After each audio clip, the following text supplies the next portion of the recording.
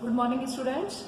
This is chapter 2 for class 11th. Subject is chemistry. हमने कल जो पढ़ा था ये पढ़ा था आइसोटोप्स क्या होते हैं, आइसोबार्स क्या होते हैं, आइसोटोन क्या होते हैं, ठीक है, एटॉमिक नंबर क्या होता है, किसी भी एलिमेंट के मास नंबर को हम कैसे फाइंड आउट करते हैं, और हमने मॉडल्स पढ़े थे, ठीक है, जिसमें हमने थॉमसन मॉडल पढ़ा था। थॉमसन के बाद हमने कौन सा मॉडल पढ़ा था? रदरफोर्ड का। ठीक, अब आज हम पढ़ रहे हैं बोर मॉडल। ठीक है, बोर मॉडल क्या कहता है? Bohr model tells about the electron revolves around nucleus in circular path called shell और ऑर्बिट। कि कोई भी आपके पास एटम है, ठीक है, एटम की खोज हो रही थी तब अलग अलग मॉडल्स आर प्रपोज्ड, तो उसमें पहला जो पोस्टुलेट है, पहला जो पॉइंट है वो क्या कहता है कि electron revolve around nucleus in circular path called shell और ऑर्बिट। कि किसी भी एटम में हमने देखा था, रदरफोर्ड से हम इस कंक्लूजन पर पहुंचे थे कि जो न्यूक्लियस है वो बिल्कुल सेंटर में होता है, बहुत ही स्मॉल पार्ट में होता है, बहुत ही स्मॉल वॉल्यूम में होता है, और जो कि पॉजिटिवली चार्ज होता है। और इलेक्ट्रॉन जो होते हैं, जो कि नेगेटिव पार्टिकल्स थे, वो क्या करते हैं, इसके चारों ओर रिवॉल्व करते हैं, न्यूक्लियस के चारों ओर घूमते हैं। लेकिन कहाँ घूमते हैं? ऐसा नहीं कहीं पर भी घूमते हैं, वो एक सर्कुलर पाथ पे घूमते हैं।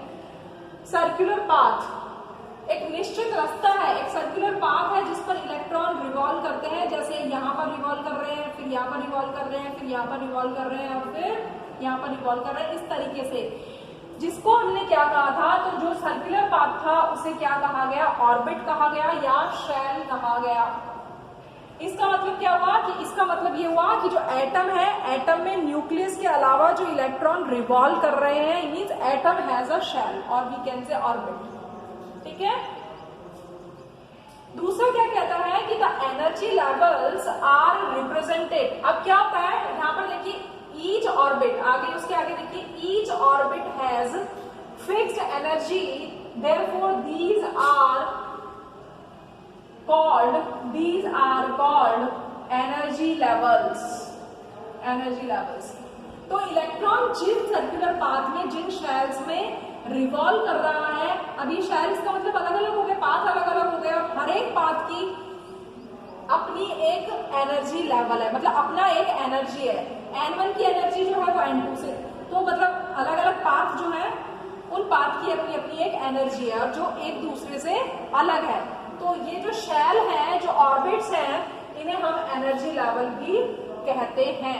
क्यों कहते हैं एनर्जी लेवल? क्योंकि हर एक पाथ की अपनी एक एनर्जी है। ठीक है, The energy levels are represented by an integer। तो जो ये सर्कुलर पाथ है जिसमें इलेक्ट्रॉन रिवॉल्व कर रहे हैं, हर एक सर्कुलर पाथ को एक स्मॉल n नंबर से रिप्रेजेंट किया जाता है। जैसे जो न्यूक्लियस के सबसे पास है that is n is equal to 1, फिर उससे थोड़ा दूर n is equal to 2, 3, 4, 5 and so on. ठीक है, तो जो सर्कुलर पाथ है, जो शेल है, उनको हमने रिप्रेजेंट किया है, क्योंकि अलग अलग सर्कुलर पाथ है, तो अलग अलग सर्कुलर पाथ है तो उनकी वैल्यू भी अलग अलग होगी। ठीक है, उनको हमने क्या नाम दिया? n बराबर यदि 1 है तो उसको हमने कहा k, कैपिटल K। यदि n बराबर 2 है तो उसको हमने कहा L। यदि n बराबर 3 है तो उसको हमने कहा कैपिटल M। यदि n बराबर 4 है तो उसको हमने कहा N। और यदि n बराबर 5 है तो उसको हमने कहा O। तो जो शेल्स है they are represented by KLMNO। ठीक, अब आप इसमें देखिए, तो ये जो एनर्जी लेवल है, lowest energy level is ground state. जब हम आगे पढ़ेंगे तो कहीं कहीं पर ग्राउंड स्टेट आएगी, तो ग्राउंड स्टेट से आपको कंफ्यूजन नहीं होना है।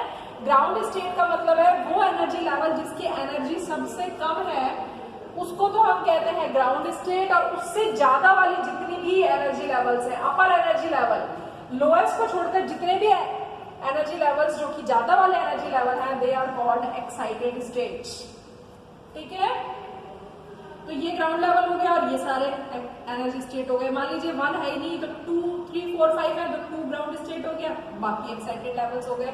ठीक है, अब क्या कहता है वो कि electron in an atom move from lower to higher energy level by gaining energy। यदि मान लीजिए अभी हमने क्या कहा कि न्यूक्लियस के चारों ओर सर्कुलर पाथ है, इस पाथ में इलेक्ट्रॉन रिवॉल्व कर रहा है। मान लीजिए ये सबसे n बराबर 1 यानी k शेल में इलेक्ट्रॉन रिवॉल्व कर रहा है, ठीक है। तो जब इलेक्ट्रॉन इस शेल में मूव करता है, शेल में कह सकती हूँ शेल में मूव कर रहा है, ऑर्बिट में मूव कर रहा है, एनर्जी लेवल में मूव कर रहा है, तो ये एनर्जी लेवल कौन सा है? सबसे लो है। जैसे जैसे हम दूर जाते जाएंगे एनर्जी लेवल बढ़ते जाएंगे। तो जब इलेक्ट्रॉन लोअर एनर्जी लेवल पे काम कर रहा है और यदि इलेक्ट्रॉन क्या करे, यदि हम इलेक्ट्रॉन को कहीं से थोड़ी सी एनर्जी दे दें या इलेक्ट्रॉन कहीं से एनर्जी ले ले, तो इलेक्ट्रॉन की एनर्जी क्या होगी? इस लेवल में घूम रहा है, इसकी एनर्जी क्या होगी? बढ़ जाएगी। अब जब बढ़ जाएगी तो इलेक्ट्रॉन यहां से नेक्स्ट लेवल पे मूव करेगा, ठीक है। तो मैंने यही लिखा है कि electron in atom move from lower to higher energy level by gaining energy. कहीं से भी एनर्जी को गेन करके इलेक्ट्रॉन यदि लोअर लेवल से हायर लेवल में जाता है, लोअर लेवल से हायर लेवल में जाता है, जो नीचे वाला लेवल है वो लोअर होगा, ऊपर वाला लेवल जो है हायर होगा। तो लोअर से जब हायर में जाएगा तो नीचे से ऊपर जाने के लिए वो क्या करेगा? एनर्जी को ऑलवेज गेन करेगा। गेन का मतलब एनर्जी उसने क्या की? एब्जॉर्ब की। समझ में आ रहा है? इलेक्ट्रॉन यदि लोअर एनर्जी लेवल पर है, दो टाइप के लेवल है, एक लोअर एनर्जी लेवल है, एक हायर एनर्जी लेवल है। तो लोअर से जब हायर में जाता है तो वो एनर्जी को ऑलवेज एब्जॉर्ब करता है, और यदि वो हायर में बैठा हुआ है, मान लीजिए पहले से ही वो हायर में है और यदि उसे हायर से नीचे लोअर वाले में आना है तो वो क्या करेगा? एनर्जी को रिलीज करेगा, एनर्जी को बाहर निकालेगा। आप नीचे से ऊपर जाते हैं तो आपको कोई वर्कआउट करना पड़ता है, उसके लिए आपको एनर्जी की रिक्वायरमेंट होती है। और जब आप ऊपर स्टेयर से नीचे की स्टेयर पर आते हैं तो आपको कुछ करना नहीं पड़ता, ऑटोमेटिकली वो प्रोसेस हो जाता है। तो यहाँ पर यदि वो हायर एनर्जी लेवल से लोअर में जाता है तो क्या करेगा? वो एनर्जी को रिलीज करेगा। तो ये एनर्जी एब्जॉर्ब हुई है या रिलीज हुई है, इसको हम कैसे कैलकुलेट करेंगे? यानी एब्जॉर्प्शन और इमिशन जो भी हो रहा है आपका,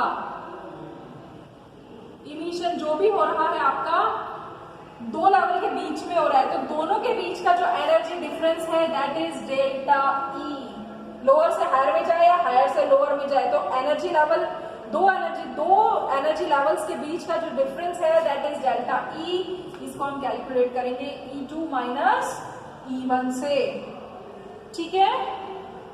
फिर नेक्स्ट पोस्टुलेट क्या कहता है? थर्ड नंबर पोस्टुलेट कहता है कि इलेक्ट्रॉन रिवॉल्व अराउंड न्यूक्लियस। अभी हमने कहा था कि इलेक्ट्रॉन सर्कुलर पाथ में मूव करते हैं। अब electron revolve around nucleus in those orbits for which angular momentum is integral multiple of h/2π।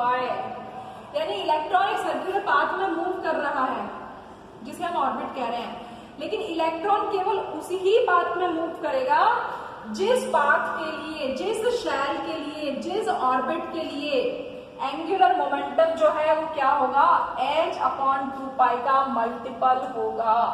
ये एंगुलर मोमेंटम यानी कोई भी इलेक्ट्रॉन, ऐसा नहीं है कि कोई भी इलेक्ट्रॉन जहां पर भी मूव करना चाहे वहां पर मूव कर ले, नहीं, ऐसा नहीं है। इलेक्ट्रॉन केवल उसकी ऑर्बिट में मूव करेगा जिसका एंगुलर मोमेंटम कैसा होगा? h/2π का इंटीग्रल होगा। यहाँ पर n की वैल्यू क्या हो सकती है? 1 2 3 सो ऑन, ठीक है। और ठीक है, इसके अलावा इलेक्ट्रॉन जो है, ऐसा नहीं है कि अब देखो अब यहाँ पर मैंने शेल्स बनाए हुए हैं तो इन शेल के बीच में स्पेस है, इलेक्ट्रॉन यहाँ नहीं हो सकता कहीं पर। इलेक्ट्रॉन सिर्फ इन सर्कुलर पाथ्स में ही होगा, ठीक है। और कौन से वाले सर्कुलर पाथ में होगा? जिसका एंगुलर मोमेंटम कैसा होना चाहिए? h/2π का मल्टीपल होना चाहिए, ठीक है। तो ये बोहर मॉडल था, इससे हमने बहुत सारी चीजों को कैलकुलेट किया, लेकिन इसकी बहुत सारी लिमिटेशंस भी थी कि स्टार्क इफेक्ट को नहीं बता पाया, ज़ीमैन इफेक्ट को नहीं बता पाया, स्पेक्ट्रम को भी बहुत अच्छी तरीके से डिफाइन नहीं कर पाया। तो फिर एक थ्योरी और जनरेट हुई that is given by electromagnetic radiation, theory of electromagnetic radiation. एक थ्योरी वो आई which is given by James Maxwell. जो किसने दी थी? जेम्स मैक्सवेल ने दी थी। इलेक्ट्रोमैग्नेटिक रेडिएशन थ्योरी क्या कहती है? इलेक्ट्रोमैग्नेटिक थ्योरी रेडिएशन कहती है कि किसी भी सोर्स से, कोई भी सोर्स है, मान लीजिए ये एक बल्ब है, कोई भी सोर्स है, किसी भी सोर्स से जो एनर्जी रिलीज हो रही है वो किस फॉर्म में होती है? कंटिन्यूअस रेडिएशन के फॉर्म में होती है। एनर्जी जो एमिट हो रही है वो किस फॉर्म में हो रही है? कंटिन्यूअस रेडिएशन के फॉर्म में हो रही है, कंटिन्यूअस रेडिएशन के फॉर्म में हो रही है, and that is called radiant energy, that is called radiant energy. ठीक है, तो जो इलेक्ट्रोमैग्नेटिक रेडिएशन का जो फर्स्ट पॉइंट है दैट इज कि कोई भी सोर्स जो है वो रेडिएशन को एमिट करता है, जो रेडिएशन जो है वो कंटिन्यूअस फॉर्म में लगातार निकलती है, ऐसा नहीं कि रेडिएशन एक निकली और रुक गई, कंटिन्यूअस फॉर्म में निकलती रहती है, उसे हम कहते हैं रेडिएंट एनर्जी। ठीक है, और कोई भी चार्ज पार्टिकल या कोई भी radiation consist electric and magnetic field perpendicular to each other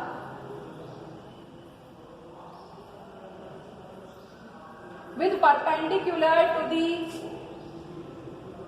direction of charge particle or the direction of radiation। क्या मतलब है कि इलेक्ट्रोमैग्नेटिक रेडिएशन, मान लीजिए रेडिएशन ऐसे मूव कर रही है, तो इलेक्ट्रोमैग्नेटिक रेडिएशन जब मूव करती है, कोई भी जो पार्टिकल मूव करता है, उस टाइम पर इलेक्ट्रिक फील्ड और मैग्नेटिक फील्ड भी होते हैं। तो इलेक्ट्रिक फील्ड और मैग्नेटिक फील्ड दोनों आपस में एक दूसरे के परपेंडिकुलर होते हैं, और किसके परपेंडिकुलर होते हैं? उस पार्टिकल के, उस रेडिएशन के